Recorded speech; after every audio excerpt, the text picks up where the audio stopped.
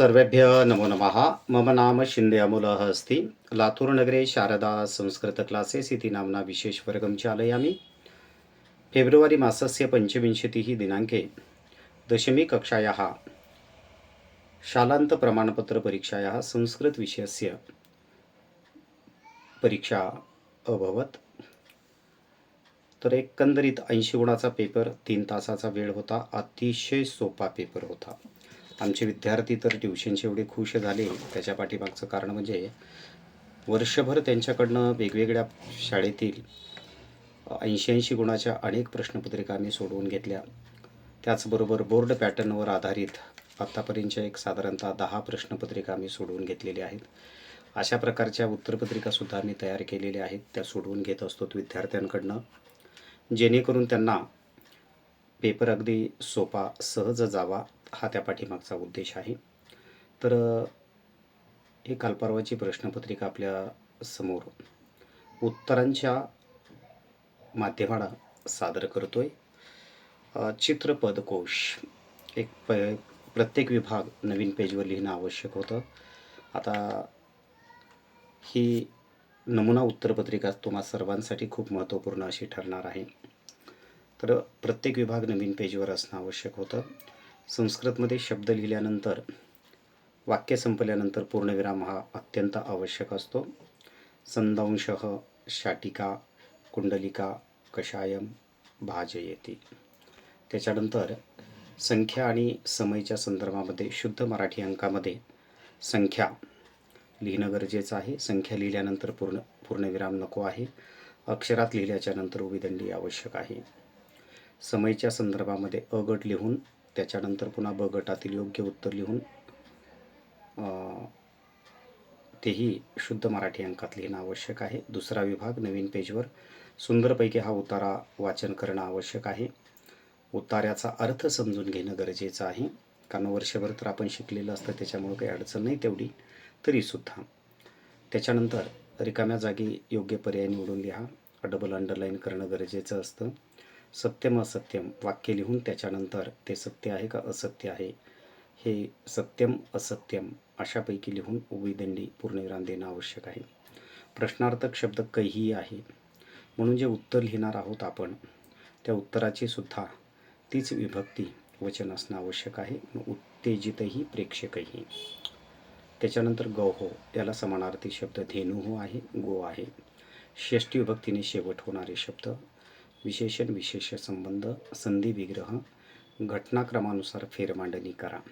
या बाबतीत काही विद्यार्थी गोंधळून गेलेले असतात की प्रश्नपत्रिकेमध्ये जे 1, 2, 3, 4 आलेले असतात क्रमांक, ते वाक्य क्रमानुसार लिहित असताना त्यांना नेमका क्रमांक कोणता द्यायचा.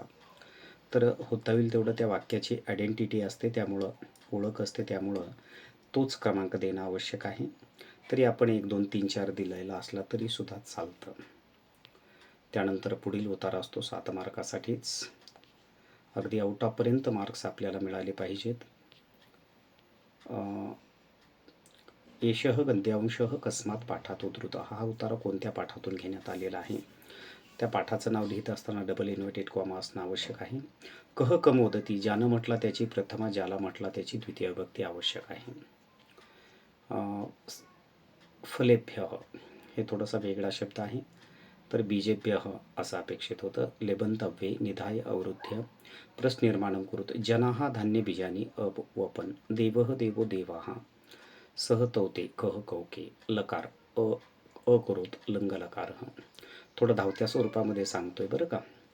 त्याच्यानंतर कृषी साधनांनी कोणकोणती आहेत ते अशा पद्धतीनं लिहिणं आवश्यक आहे. आता पॅरेग्राफमध्ये कुद्दलकान हलान आलेलं आहे, पण इथं कृषी साधनांनी वनमुनी वनानी, मग प्रथमा विभक्तीनं शेवट करणं गरजेचं आहे. देवम देवो देवान हलान कुद्दलकान द्वितीय आलेलं आहे तिथं, पण आपल्याला इथं हला हा कुद्दलका हा असं लिहिणं अपेक्षित आहे. निश्चितपणे हे जे काही नमुना उत्तरपत्रिका सादर करतोय माझ्या सर्व विद्यार्थी बंधू भगिनींसाठी आवश्यक राहीलच की नेमकं त्यांनी काय काय लिखाण केलेलं आहे आणि काय लिखाण करणं अपेक्षित होतं. त्याचबरोबर संस्कृत शिक्षकांसाठी सुद्धा हा मुद्दा महत्त्वाचा ठरणार आहे आणि मी प्रयत्न करतोय माझ्या पद्धतीनं चांगलं सांगण्याचा. जर कुणाला वाटत असेल की यामध्ये काहीतरी चुकीचं उत्तरं लिहिण्यात आलेली आहेत किंवा मी जे काही स्पष्टीकरण देतो आहे त्या बाबतीमध्ये काही माझ्याकडनं चुका झालेल्या असतील तर आपण आवर्जून फोन नंबरवर आपण फोन करून आम्हाला आवर्जून सांगू शकता. आणि जर बरोबर आलेलं असेल तर त्याही बाबतीमध्ये आपण सांगून आम्हाला प्रोत्साहित करू शकता आणि करावं ही आम्हाला आमची आपणास नम्र विनंती आहे. दुष्यंत लिहित असताना मराठीत लिहित असताना अनुस्वारांचाच वापर करायचा असतो. संस्कृत लिहित असताना अनुनासिक वापरणं गरजेचं असतं. माध्यम भाषा उत्तरात साधारणतः 10 ते 12 ओळी उत्तर असावं. तरीसुद्धा या ठिकाणी प्रस्तावना 2 ओळी, संबंधित प्रश्नाशी अनुसरून 6 ओळी आणि सारांश 2 ओळी, दोन्हीपैकी एकाचंच लिहायचं असतं. त्याच्यानंतर श्लोक वाचायचे, श्लोकाचा अर्थाचा चिंतन करायचं आहे आणि त्यावर आधारित प्रश्नांची उत्तरं लिहायची आहेत. निश्चितपणे याचा आपणा सर्वांना फायदा होणार आहे. अंडरलाईन वगैरे खूप महत्त्वाचं असतं बरं का. 4 ओळीचा श्लोक 4 ओळीमध्ये, 2 ओळीचा श्लोक 2 ओळीमध्ये, पहिल्या गटातून दोन्हीपैकी एक, दुसऱ्या गटातून दोन्हीपैकी एक असं लिहिणं गरजेचं आहे. अन्वयम पूरयत, संधी विग्रह करून अन्वय पूर्ती करणं गरजेचं आहे. ज्यांनी पेपर दिलेला आहे किंवा जे आता इथून पुढं 10वीला जाणारे विद्यार्थी आहेत त्यांच्यासाठी हा भाग मार्गदर्शनाचा खूप महत्त्वाचा ठरणार आहे.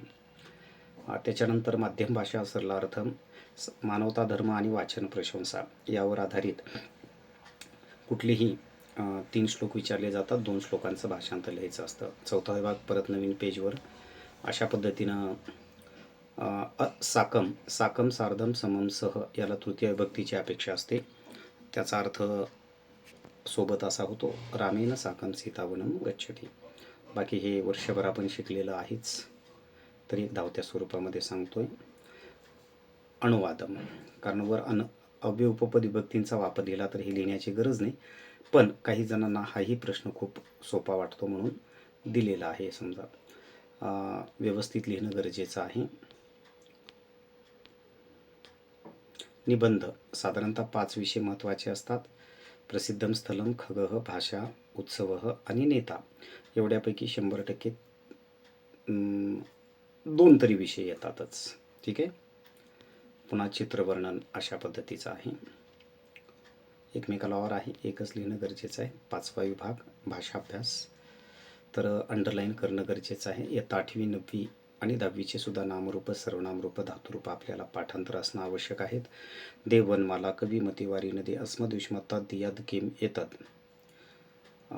त्याच्यानंतर भानु, धेनु, मधु, पितृ, मातृ, भवत, इदम, मरुत, सरी, जगत, चंद्रमस, अप्सरस, पयस, भगवत, श्रीमत, जगत, भगवत, श्रीमत, शशीन, भावीन, राजन, नामन, वाच, दिश, सृज अशा पद्धतीचे एवढ्यापैकीच भाग असतो. लकार, लट लकार, लंग लकार, लोट लकार, विधिलिंग लकार आणि अर्लुट लकार एवढ्यापैकी हा भाग असतो. अंडरलाईन वगैरे करायचे. सॉरी, माझ्याकडनं तिथं वर राहिलं बघा अंडरलाईन.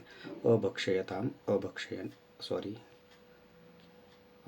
काही अडीअडचणी असतील तर आपण कॉन्टॅक्ट करू शकता. हे जे काही सांगतोय हे व्यवस्थित आपणास आवडलं तर निश्चितपणे जवळपास 17-18 वर्षापासून ट्युशन चालवतोय. रिझल्टही छान लावून दाखवत असतो आणि आउट ऑफपेक्षा प्रत्येक एका कमी गुणाला 1000 रुपये आपण वापस द्यायचं ठरवलेलं आहे. सामान्य कुटुंबातील विद्यार्थ्यांना सुद्धा संस्कृत छान शिकता आणि गुण घेता यावेत यासाठी ही कमी फीसची संधी आणि सवलतसुद्धा आम्ही ठेवलेली आहे. तर रिझल्ट आहे. यूट्यूबवर सुद्धा शारदा संस्कृत क्लासेस, अमोलराव शिंदे असे 2 चॅनल वेगवेगळे आहेत.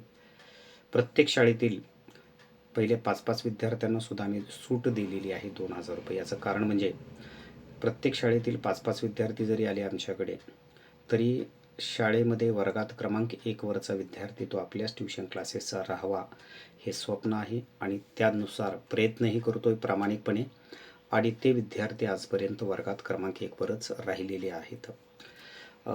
त्यासाठी तो विद्यार्थी आता 8वीपासून असणं आवश्यक आहे. ठीक आहे. ऑफलाईन आणि ऑनलाईनच्या माध्यमाला ट्युशन क्लासेस चालवतो आम्ही. वेगवेगळ्या सवलती या ठिकाणी देण्यात आलेल्या आहेत, कारण आम्ही गरीब परिस्थिती काय असते हे पाहिलेलं आहे. प्रत्यक्ष अप्रत्यक्षरित्या अनेक लोकांचं सहकार्य आम्हाला लाभलेलं आहे. गुरुजन म्हणून आम्ही त्यांना ओळखतो, मानतो आणि प्रयत्न करतो प्रामाणिकपणे की प्रत्येक विद्यार्थी आउटॉपपर्यंत जावा. त्यांना आपल्या आईवडिलांचं, आपल्या गुरुजनांचं, शाळेतील शिक्षकांचं आणि आमच्यासारख्या क्लासेसवाल्यांचं सुद्धा नाव मोठं करावं या दृष्टीनं आम्ही प्रयत्न करतो आणि विद्यार्थी करत आहेत. अशा पद्धतीनं यश गाठत आहेत. त्याच्यानंतर धातू विशेषण तालिका वगैरे आहे, संख्यावाचक विशेषण आहे. समजून वगैरे सांगणंही गरजेचं आहे, तरीही थोडं धावतं घेतो आहे कारण जास्त मोठा व्हिडिओ होऊ नये यासाठी. साधवहचं या ठिकाणी माझ्याकडनं सज्जनाह झालं होतं, संतह म्हणजे चुकून झालं होतं. तर एका संस्कृत अध्यापकानं ती आमची चूक दाखवून दिली, तर मग त्यामध्ये करेक्शन केलं. त्या सरांचे मनातून आभार व्यक्त करतो. आणि साधवह भानुः भानू भानव, कारण लिहिण्याच्या गडबडीमध्ये काय होतं माहिती आहे का, आपण काही गोष्टी नकळत चुका करतो आणि त्या चुका दाखवून देणारं कोणीतरी आपल्या सहवासामध्ये आवश्यक असतं. तर साधवह गुणिले चिन्ह आहे म्हणजे विरुद्धार्थी शब्द, कारण इज इक्वल टू असेल तर समानार्थी, विरुद्धार्थी असेल तर गुणिले चिन्ह. तर या ठिकाणी आम्ही समानार्थी आहे असं समजून लिहून टाकलं. ठीक आहे.